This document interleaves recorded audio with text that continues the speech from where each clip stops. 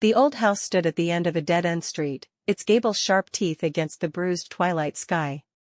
Elara had inherited it from a great-aunt she barely remembered, a silent woman who had died alone in the dust-sheeted drawing room. The will stipulated she had to live there for a year to claim the full estate. A year. Easy money, she'd thought. The first week was marked by the silence. A heavy, suffocating blanket that swallowed the sounds of the nearby town.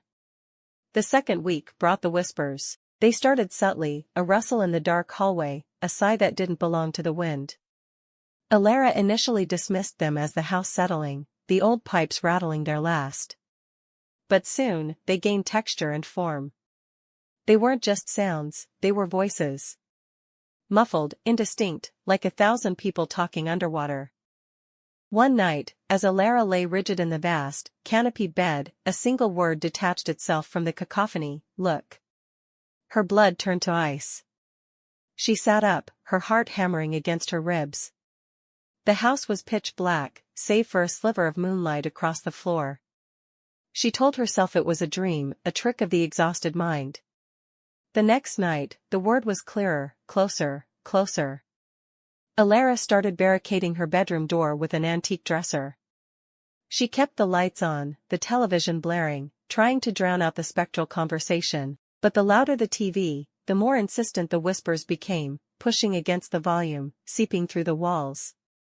Then came the third word, a name. Eleanor. That was the name of her great-aunt. The silent woman who had died in the drawing room. Elara flew out of the bed, her breath ragged. She grabbed a flashlight and descended the grand staircase. The whispers pulsed, a tidal wave of sound, urging her forward. The air grew cold, thick with the scent of dust and lilies. She stood at the drawing-room door. The flashlight beam cut through the darkness, illuminating the covered furniture.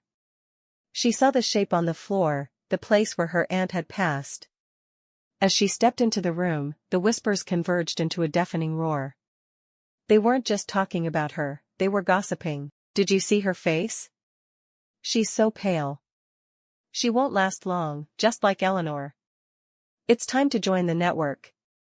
Then, a final, clear, malevolent word, delivered by hundreds of voices in unison, directly into her mind: stay.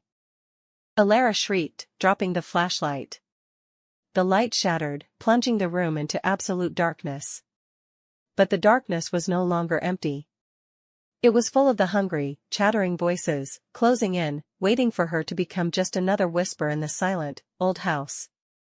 She ran, not towards the door, but blindly into the suffocating shadows, the promise of a year's stay having curdled into a lifetime sentence.